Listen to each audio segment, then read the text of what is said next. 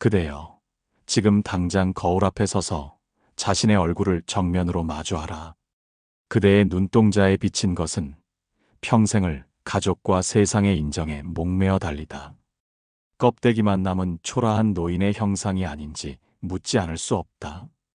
휑한 가슴 사이로 불어오는 바람이 그대가 평생 쌓아온 성취가 얼마나 허망한 모래성인지 증명하고 있음을 직시해야 한다. 이 인생의 반환점을 돌아 종착지를 향해 가는 지금, 그대는 과연 누구를 위해 살았으며 무엇을 남기려 하는가?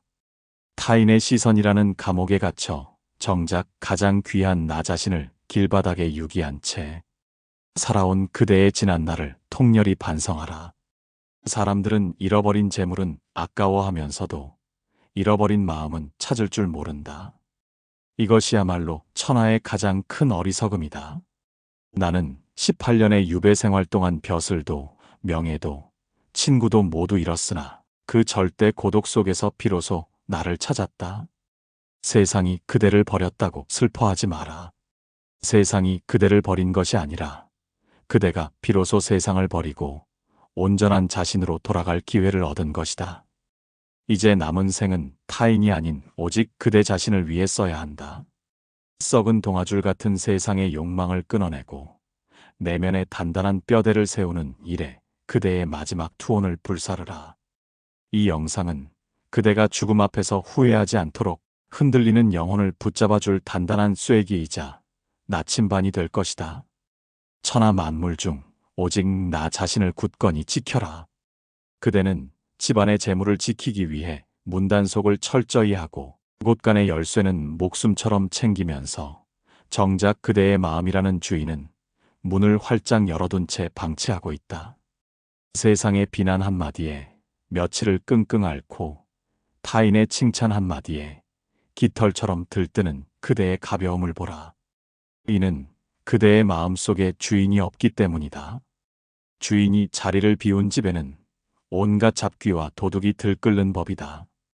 그대가 지금 느끼는 공허함과 불안은 외부 환경 탓이 아니다. 마음을 지키는 힘, 즉 수신을 게을리하여 자기 안의 중심축이 무너져 내린 타심을 뼈저리게 자각하라. 밭을 갈지 않으면 잡초가 무성해지듯 마음을 돌보지 않으면 번뇌가 그대를 집어삼키는 것은 당연한 이치다.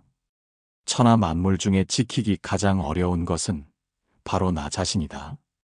밭을 잃어버린 자는 다시 개간하면 되고 집을 잃은 자는 다시 지으면 되지만 나 자신을 잃어버리면 천하를 얻어도 아무런 소용이 없다. 나를 잃은 삶은 뿌리 잘린 나무와 같아서 작은 바람에도 넘어지고 가뭄이 들면 가장 먼저 말라 죽는다. 그대가 은퇴 후 겪는 상실감은 직함이 사라져서가 아니라 직함 뒤에 숨겨져 있던 그대의 빈약한 자아가 드러났기 때문이다. 옷이 벗겨졌을 때 드러나는 몸이 진짜 그대의 모습이듯 명함이 사라졌을 때 남는 것이 진짜 그대의 인격이다.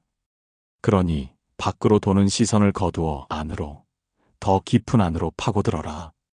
지금 당장 소란스러운 모임과 의미 없는 술자리를 끊어내라. 외로움을 달래기 위해 사람을 찾는 행위는 목이 마르다고 바닷물을 마시는 것과 같다. 대신 하루에 2시간 철저히 혼자가 되어라. 새벽의 고요함이나 밤의 정적 속에서 그대 자신과 대화하는 시간을 가져라. 이것은 선택이 아니라 생존을 위한 필수 의무다. 첫째, 매일 아침 거울을 보며 너는 누구인가라고 단호히 물어라. 둘째, 지나온 삶에서 타인의 잣대에 맞춰 억지로 행했던 일들을 적어보고 과감히 삭제하라. 셋째, 오직 나의 기쁨, 나의 만족을 위한 소소한 행위를 찾아 실천하라. 차를 마시든 흙을 만지든 오롯이 그 행위 자체에 몰입할 때 흩어졌던 정신이 배꼽 아래 단전으로 모이게 될 것이다. 고독을 두려워 말고 즐겨라. 고독은 그대를 갉아먹는 벌레가 아니라 그대를 숙성시키는 발효의 시간이다. 생각해보라. 미친 개가 집 안으로 들어오려는데 문을 열어두는 자가 있겠는가? 그대의 마음을 어지럽히는 후회, 걱정, 시기, 질투는 미친 개보다 더 흉포한 것들이다. 마음의 문지방을 높여 함부로 감정이 드나들지 못하게 하라. 단단한 빗장을 걸어 잠그고 오직 맑은 이성과 따뜻한 연민만이 그대의 내면에 머물게 하라. 내가 강진의 좁은 방 사이제에서 18년을 견딜 수 있었던 것은 그 좁은 방이 세상과 단절된 감옥이 아니라 내 우주를 확장하는 무한한 공간이었기 때문이다. 나를 지키는 자는 좁은 방에서도 천하를 호령하지만 나를 잃은 자는 궁궐에 살아도 노예와 다름없다. 나를 잃고 천하를 얻는 것은 비극이요.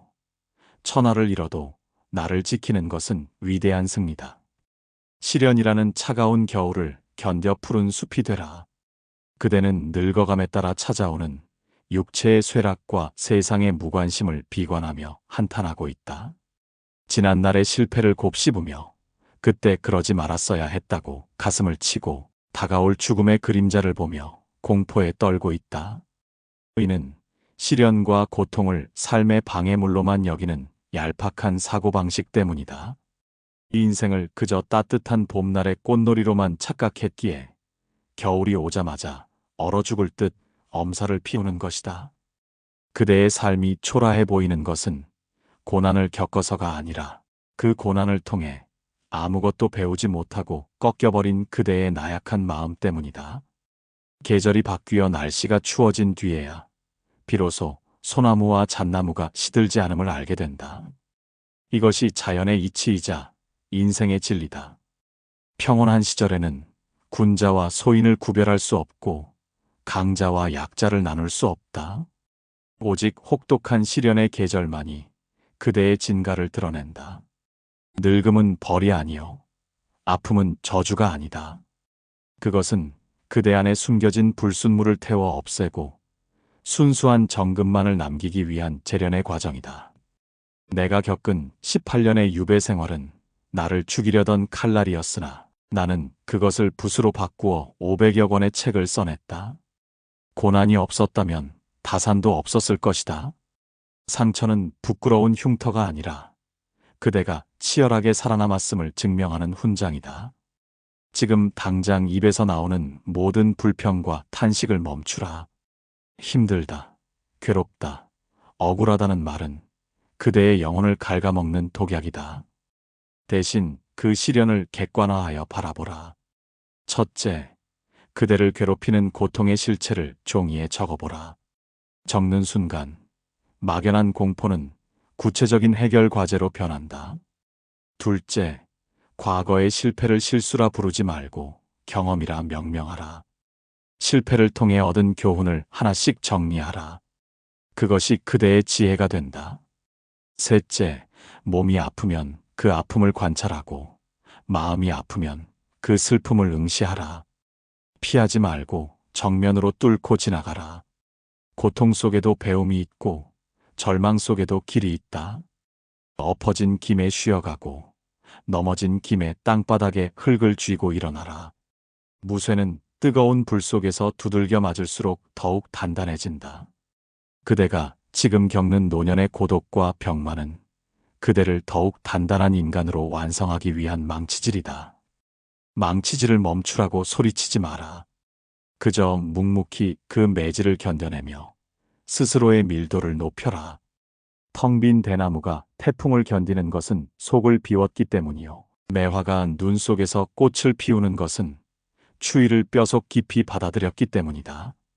그대의 인생 후반전은 화려한 꽃이 지고 난 자리에 맺히는 단단한 열매와 같아야 한다.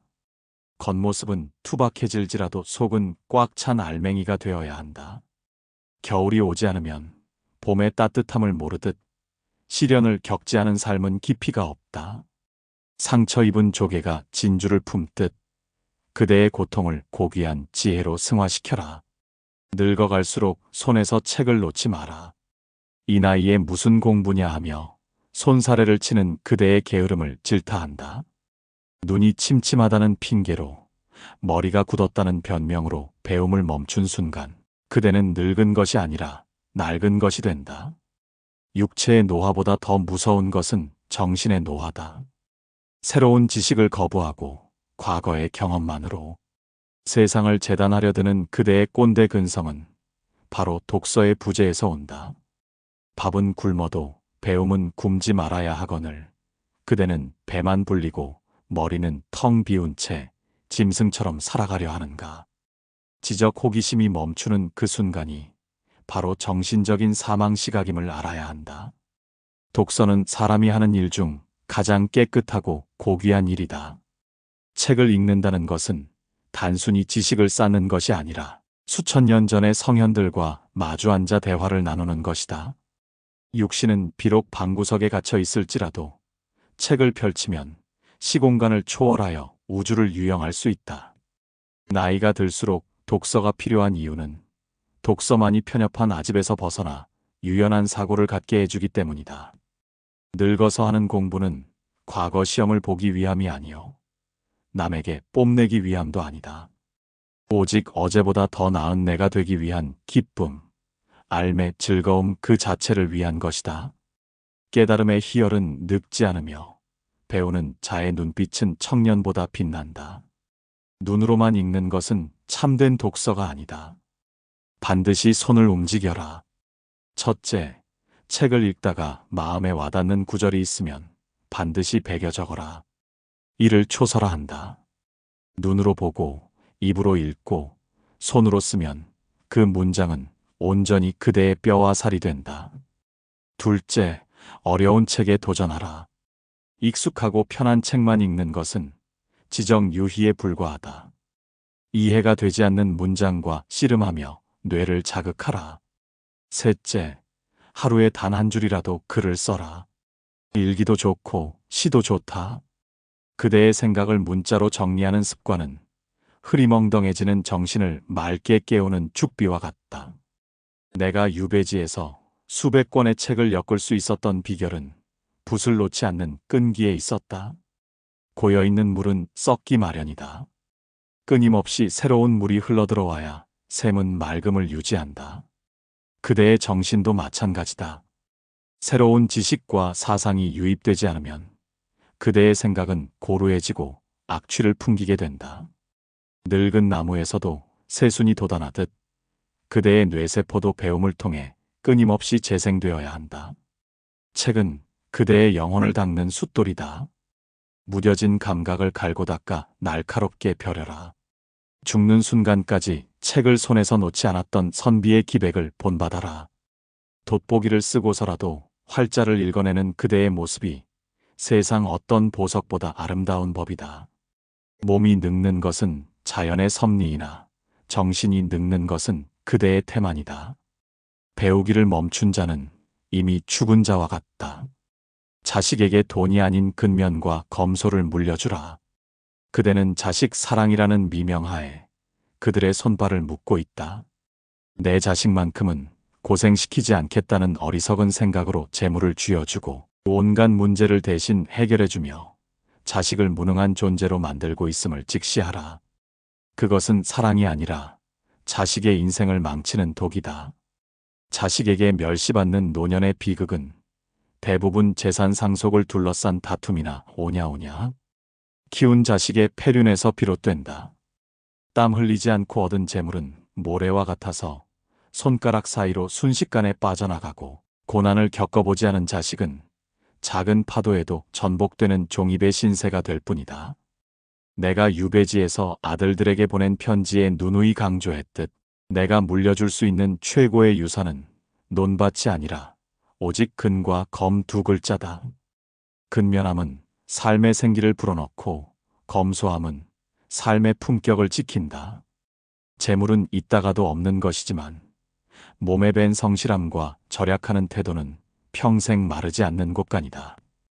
부모가 보여주어야 할 것은 통장의 잔고가 아니라 거친 손마디와 성실하게 살아낸 삶의 뒷모습이다. 자식은 부모의 입을 보고 배우는 것이 아니라 부모의 등을 보고 자란다. 그대가 보여준 삶의 태도가 곧 자식의 이정표가 되어야 한다. 자식에게 퍼주는 것을 멈추고 냉정해져라. 첫째, 유산 상속을 미리 언급하거나 약속하지 마라. 그대의 노후 자금은 오직 그대 자신을 위해 써야 한다. 자식에게 기대를 심어주는 순간 불화의 씨앗이 싹 튼다. 둘째, 물질적인 지원을 끊고 정서적인 지원을 하라. 돈 봉투 대신 손편지를 써라. 그대의 인생 철학과 가문의 정신을 담은 글을 남겨라. 셋째, 자식과 적당한 거리를 두라. 자식의 삶은 자식의 것이다.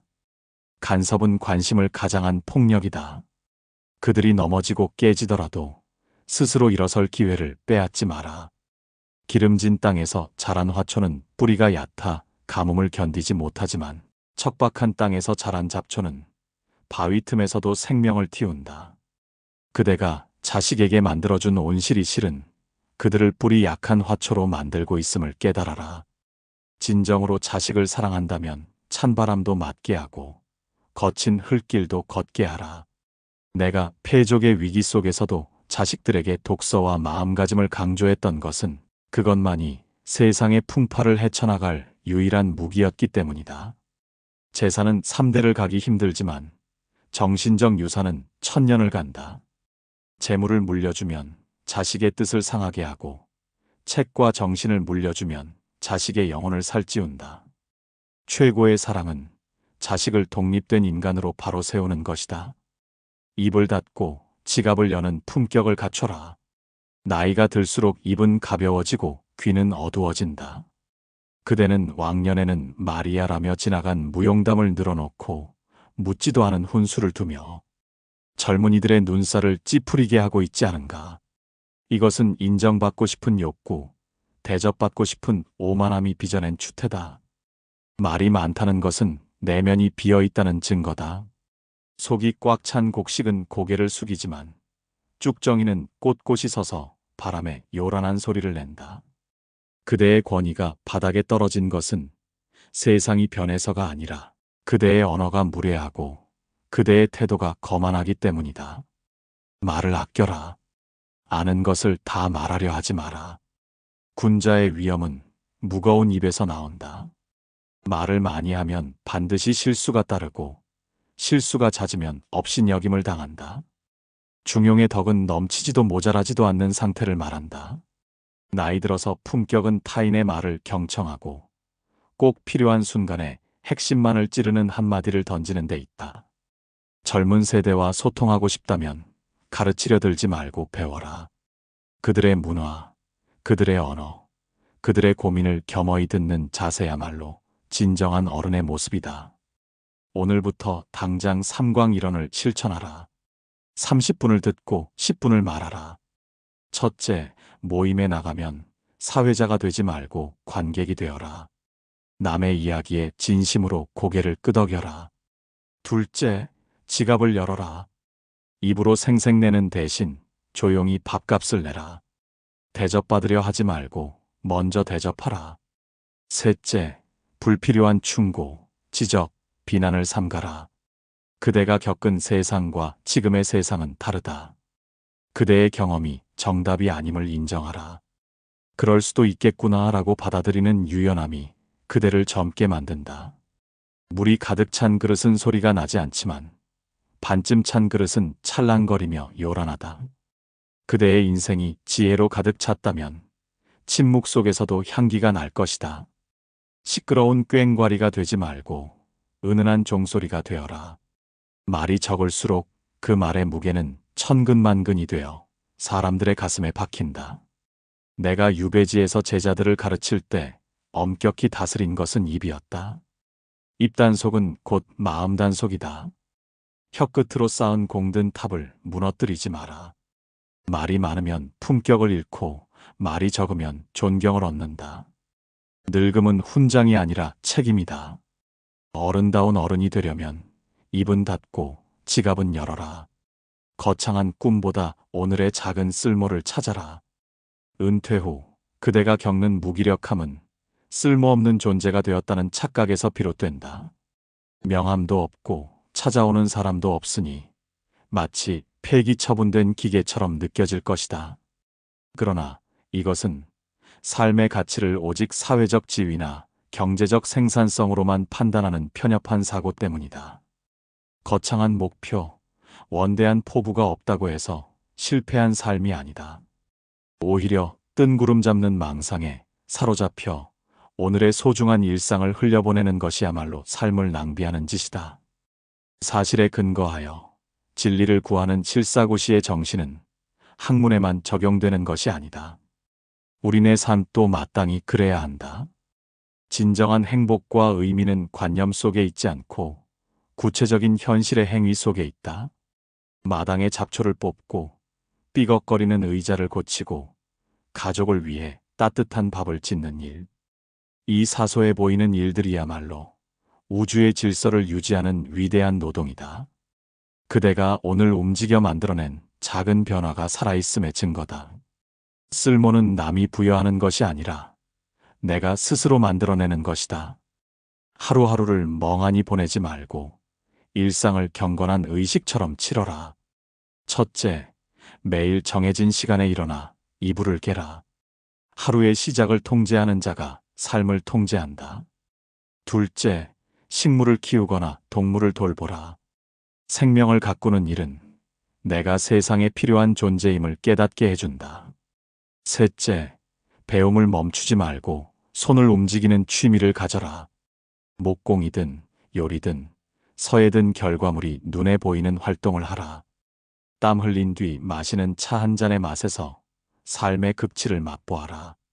집은 거대한 지붕이 아니라 작은 벽돌 하나하나가 모여 완성된다. 그대의 인생 후반전도 거창한 설계도보다는 오늘 하루라는 벽돌을 단단히 쌓는 데 집중해야 한다.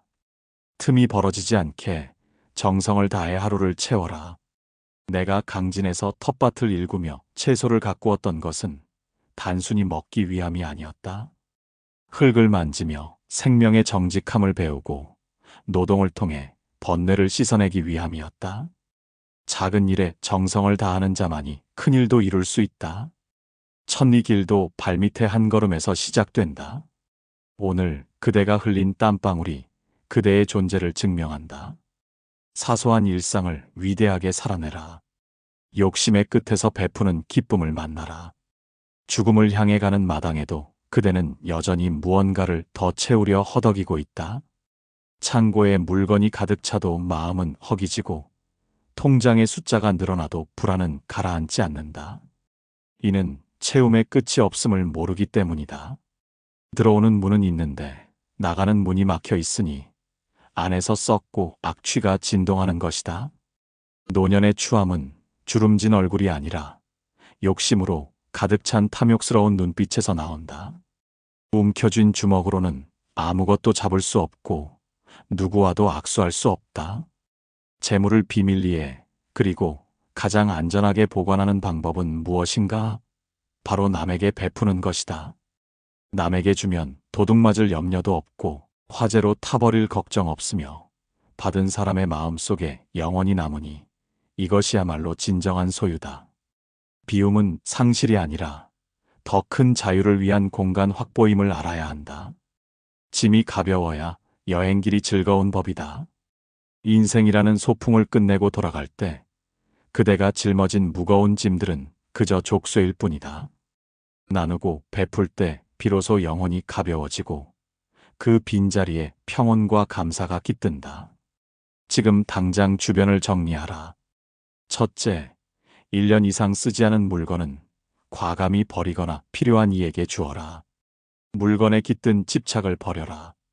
둘째, 지식과 재능을 기부하라. 그대가 평생 쌓아온 경험을 사회에 환원하라. 대가를 바라지 않는 봉사는 자존감을 높이는 최고의 명약이다. 셋째, 용서하라.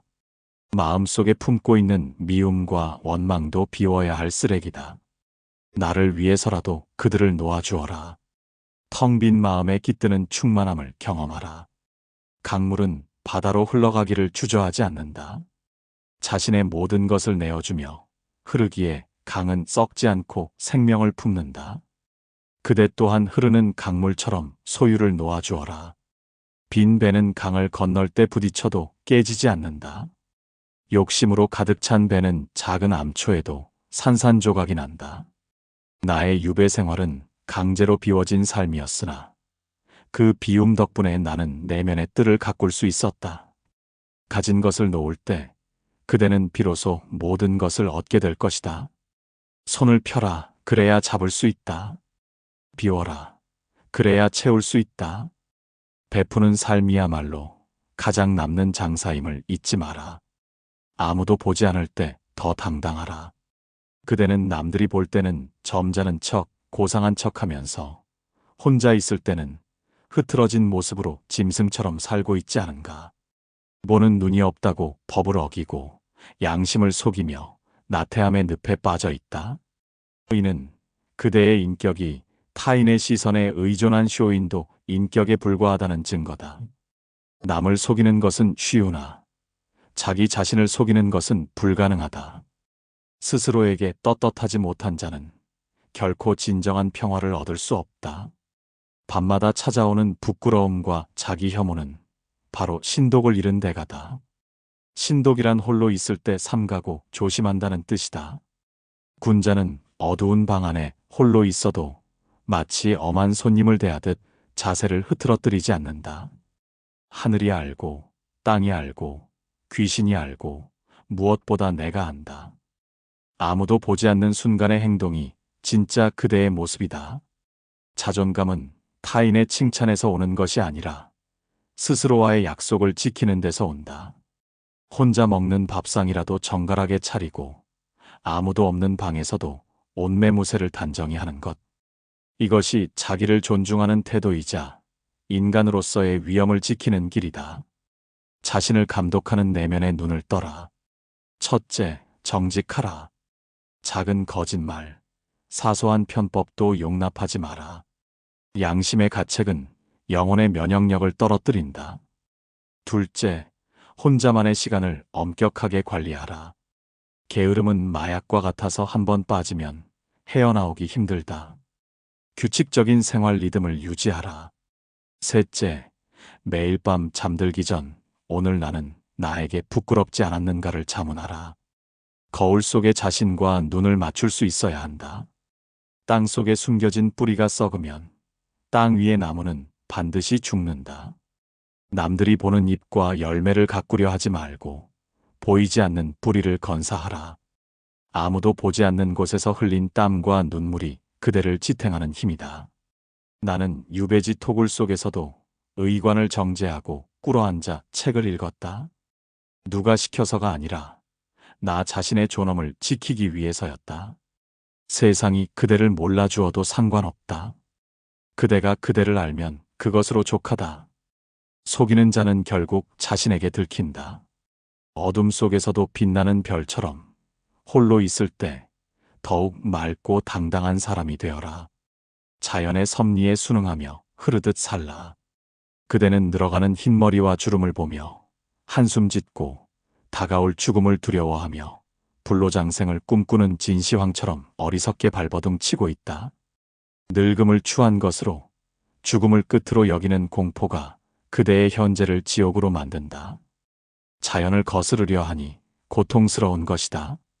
흐르는 물을 막으려 하면 썩거나 넘칠 뿐이다.